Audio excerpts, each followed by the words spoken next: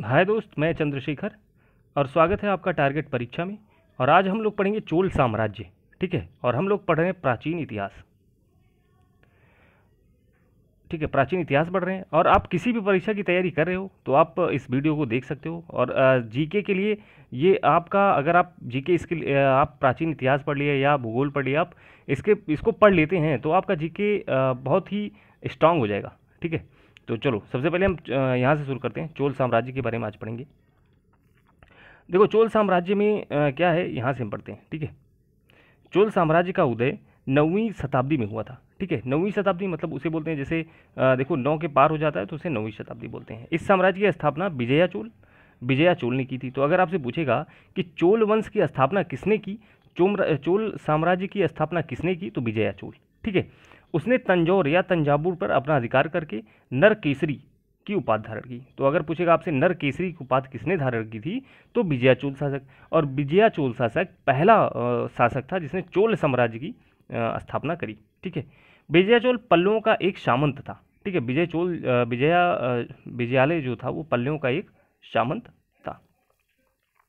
फिर हम पढ़ते हैं राजा राज प्रथम। तो जो इस चोल वंश का सबसे प्रतापी शासक हुआ, प्रमुख आप कह सकते हो, राजा राज प्रथम हुआ। ठीक है, तो उसने सर्वप्रथम चेरो की नौसेना को कडलून में पराजित किया। और इस विजय में उपाधि में कंडलूर, मतलब देखो ये कभी पूछा नहीं गया और आपको नहीं लगता कभी पूछा जाएगा। जो चोल साम्राज्य थे वो दक्षिण भारत में, ठीक है, ये याद रखना आप। जो चोल साम्राज्य के शासन काल थे वो दक्षिण भारत में थे। ठीक है, फिर यहाँ से बात करते हैं। चेल और पांडव राज्य पर अधिकार करने के पश्चात राजा राज ने श्रीलंका पर आक्रमण किया। ठीक है, चेल पर अधिकार कर लिया, पांडव पर अधिकार कर लिया, उसके बाद श्रीलंका पर अधिकार किया। उस समय वहाँ का शासक महिंद्र या महेंद्र पंचम था। ठीक है, उस समय श्रीलंका का शासक कौन था, तो महेंद्र पंचम था। अब देखो, वह राजा राज ने श्रीलंका की उत्तरी भाग पर अधिकार करके उसमें चोल साम्राज्य का एक नया प्रांत बसाया। ठीक है, मतलब श्रीलंका को जीत लिया, उत्तरी भाग को, श्रीलंका के उत्तरी भाग को, और वहाँ पे एक नया चोल साम्राज्य बसाया जिसे मुंड चोल मंडलम का नाम दिया गया। ठीक है, तो अगर आपसे पूछेगा श्रीलंका को उत्तर भाग को जीत कर किसने वहाँ पे चोल वंश बसाया, तो वो राजा राज प्रथम था। ठीक है, फिर हम बात करते हैं राजा राज ने कलिंग सहित 1200 पुराने द्वीपों को, मतलब कलिंग सहित 12,000 पुराने द्वीपों वाले सामुद्रिक प्रदेशों की पहचान लक्षद्वीप और मालदीव के साथ की गई, जो विजित किया। मतलब उसने लक्षद्वीप और मालदीव को भी जीत लिया। ठीक है, उस टाइम जो राजा राज प्रथम था वो लक्षद्वीप और मालदीव इन द्वीपों को भी जीत लिया। राजा राज ने अपनी यशस्वी विजयों का समापन मालदीव द्वीप की समूह से किया। मतलब उसकी अंतिम जो विजय थी वह मालदीव द्वीप समूह थी। ठीक है, मालदीव द्वीप समूह को जीता, वह उसकी अंतिम विजय थी। विजय की उसकी नौसेना की अद्भुत उपलब्धि थी। मतलब उनके जीत का कारण जो था, चोल वंश का जीत का कारण जो था, उनकी नौसेना थी। उनकी मतलब नौसेना बहुत ही मतलब बहादुर थी, आप कह सकते हो, आप बहुत ही एडवांस थी। ठीक है, क्योंकि जब युद्ध होता था और समुद्र में होने लगता था, तो समुद्र में जिसकी सेना ज़्यादा अच्छी होती थी वह जीत जाता था। ठीक है, राजा राज की श्रीलंका पर विजय दक्षिण एवं एशियाई देशों के साथ व्यापार को अपने अधिकार में लाने का उद्देश्य था। ठीक है, जो श्रीलंका का दक्षिण विजय था वह एशिया देशों के साथ व्यापार में अधिकार लाने का उद्देश्य था। उन्होंने श्रीलंका विजय की स्मृति में वहाँ एक शिव मंदिर का निर्माण भी कराया। मतलब अब देखो, श्रीलंका की विजय स्मृति पर वहाँ उसने एक शिव मंदिर का निर्माण भी कराया था, मतलब श्रीलंका को जीतने के बाद। तो आपको ये तो बहुत इंपॉर्टेंट है, राजा राज के बारे में याद रखना कि श्रीलंका को जीत लिया था। फिर हम बात करते हैं चोल स्थापत्य कला के क्षेत्र में राज का योगदान सर्वाधिक नवीन है। ठीक है, तंजौर में उसके द्वारा निर्मित बृहदेश्वर मतलब राजेश्वर मंदिर, तो शिव शंकर भगवान का मंदिर है राजेश्वर मंदिर या बृहदेश्वर मंदिर, एवं भवन की तमिल अवस्था में सर्वाधिक स्वतंत्रता स्मारक है। तो अगर आपसे ये पूछेगा कि तंजौर में बृहदेश्वर मंदिर या राजेश्वर मंदिर, मतलब जो शंकर भगवान का मंदिर है, किसने बनवाया था, तो राजा राज ने। ठीक है, राजा राज ने, और राजा राज चोल वंश का शासक था। राइट, ये सारी चीज़ें आपको याद रखना है और हमको वही पढ़ना है जो हमारे लिए इंपॉर्टेंट है। फिर गद्दी पर बैठता है राजेंद्र प्रथम। ठीक है, राजा राज प्रथम की मृत्यु के पश्चात उसका योग्यतम पुत्र राजेंद्र प्रथम सम्राट बना। ठीक है, वहाँ अब देखो, जब ये राजा राज प्रथम सम्राट बना तो श्रीलंका को विजित किया। ठीक है। इसने भी श्रीलंका को जीता। वहाँ के शासक महेंद्र पंचम को बंदी बनाकर चोल राज्य में भेज दिया गया और 12 वर्षों बाद उसकी मृत्यु हो गई। तो महेंद्र जो पंचम था इसको बंदी बना लिया और उसको फिर जेल भेज दिया और उसमें उसकी मृत्यु हो गई, ठीक है। अब राजेंद्र प्रथम ने अरब सागर और सदिम द्वीप नामक द्वीप पर अपना अधिकार कर लिया, ठीक है। ये अरब सागर मतलब ये आप कह सकते हो लक्षद्वीप के पास है ये द्वीप। तो वहाँ पर अपना अधिकार कर लिया किसने? राजेंद्र प्रथम ने। अब देखो श्रीलंका की विजय के उपरांत राजेंद्र ने पांडव चेरो पर आक्रमण किया और इन राज्यों पर अधिकार करके पश्चात उसने अपने पुत्र राजा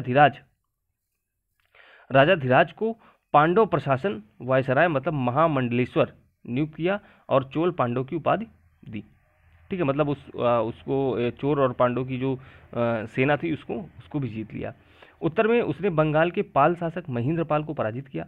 गंगा घाटी के अभियान की सफलता पर राजेंद्र ने गैंगोडक चोल की उपाधि धारण की, ठीक है। गैंगोडक चोल की उपाधि किसने धारण की? तो राजेंद्र प्रथम ने। ये आपको याद रखना है। फिर हम बात करते हैं फिर वीर राजेंद्र चोल, ठीक है। तो अब देखो वीर राजेंद्र चोल देखो ये युद्ध में परास्त हो गया, एक युद्ध था उसमें परास्त हो गया और उसने अपनी अपमान मतलब उसने अपने जो अब उसका अपमान हुआ और तथा रोग से वो भी ग्रस्त था। तुंगभद्रा नदी में डूबकर आत्महत्या कर ली, ठीक है। तो वीर राजेंद्र ने तुंगभद्रा नदी में डूबकर आत्महत्या कर ली। इस घटना की स्मृति में वीर राजेंद्र ने तुंगभद्रा के तट पर एक विजय स्तंभ की स्थापना की, ठीक है। तो एक विजय स्तंभ बनाया गया है कहाँ? तुंगभद्रा नदी के किनारे। उसने राज केसरी की उपाधि भी धारण की थी, ठीक है। वीर राजेंद्र ने राज केसरी की उपाधि भी धारण की थी। फिर हम बात करते हैं विक्रम चोल की।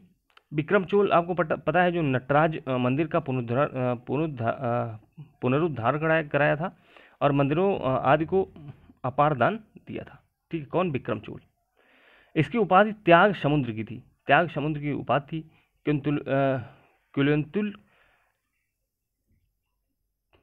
क्या है? कुलंतुग्ल तृतीय चोल वंश का अंतिम महान शासक था और इस वंश का अंतिम शासक राजेंद्र तृतीय था। तो इस वंश का अंतिम शासक जो था वो राजेंद्र तृतीय था, ये आपको याद रखना है। चोल साम्राज्य बहुत ही जो जितना इंपॉर्टेंट है वो मैंने आपको पढ़ा दिया, कुछ इसमें ज़्यादा है नहीं, ठीक है। इसमें मंदिर से ही ज़्यादा क्वेश्चन पूछे जाते हैं। राजा राज प्रथम द्वारा निर्मित तंजौर के बृहदेश्वर मंदिर, ठीक है। अब जो दक्षिण में बनेगा तो वो द्रविड़ बनेगा, आपको पढ़ाया गया है उसके पहले। सर्वोत्तम कीर्ति, ठीक है। फिर माना गया इस काल में पाषाण मूर्तियों से भी अधिक धातु कांस्य मूर्तियों का निर्माण हुआ है। सर्वाधिक सुंदर कांस्य मूर्तियां नटराज शिव की हैं, नटराज शिव की मूर्ति हैं। आपको आप देखे होंगे ऐसे रहता है, इसमें डांस करते हुए दिखाए गए हैं शिव जी।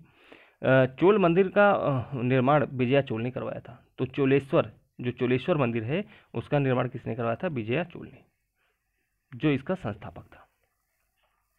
अब फिर और महत्वपूर्ण हम कुछ चीज़ देख लेते हैं। अब यहाँ पे बात कर रहा है कि चोल काल में आयातित वस्तुओं का सबसे महत्वपूर्ण घोड़ा था। घोड़ा बहुत ज़्यादा आयात किया जाता था, मतलब खरीदा जाता था, ठीक है। और राष्ट्रकूट शासक अमोघ वर्ष ने प्राकृतिक आपदाओं के राज के लिए अपनी बाई उंगली को काटकर महालक्ष्मी को समर्पित कर दिया था। देखो उस समय बहुत प्राकृतिक आपदा आया था और उससे बचने के लिए महालक्ष्मी को, ठीक है, अपनी बाई उंगली काटकर चढ़ा दिया, दान कर दिया। राजा राज प्रथम ने शिव पादेश्वर की उपाधि धारण की। तो किसने? राजा राज प्रथम ने। राष्ट्रकूट राज्य में सागौन का पर्याप्त उत्पादन होता था, तो ये भी आपको याद रखना है। बस ज़्यादा कुछ है नहीं इसमें, और जो था उसको हमने पढ़ाया आपको। और अब हम पढ़ेंगे गुलाम वंश से, ठीक है। तो अब यहाँ से जो क्वेश्चन आएंगे वो इम्पोर्टेंट आएंगे और उधर के आपने सारा पढ़ लिया है, ठीक है। तो चलो मिलते हैं अगले वीडियो में। Thank you.